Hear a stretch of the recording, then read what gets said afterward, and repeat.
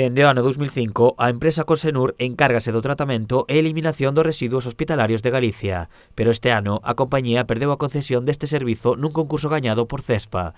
Dende a CIGA denuncian que o Sergas non escolleu a empresa que mellor garantías ofrecía para cumprir con este servizo. Que se o Sergas sabe que non hai estrutura, que non hai viabilidade para acometer este servicio, por que llo dá a unha empresa que non acredita que ten personal cualificado para facer os servicios, medios físicos como camións e incineradoras, nin absolutamente nada. De feito, na actualidade, CESPA tivo que contratar a Consenur para poder xestionar o servizo. Sabemos que infraestructuras non teñen, que están montando, cando a concesionaria, digamos, o Sergas adjudicoulle, digamos, o concurso isto do Sergas, creemos que foi un pouco precario, porque está concedendo a recollida dos residuos en todo Galicia a unha empresa que consta no acta que vamos a construir, pero vamos a en un futuro,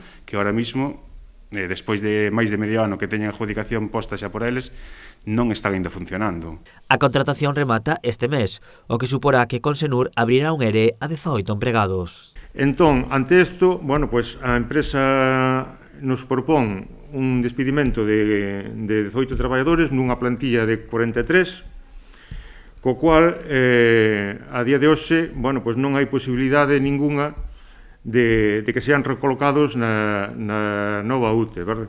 E non hai posibilidade, como vos dixen antes, non? Porque non hai garantía no convenio colectivo de que eses traballadores se poidan acoller a continuidade. Dende a CIGA consideran que ao continuar o servizo, os traballadores tamén deberían de continuar na UTE nova. Ademais, tamén piden ao Sergas que revise as condicións da concesión e que se CESPA non pode manter o servizo que recupere a concesión Consenur antes de que 18 persoas queden sen emprego.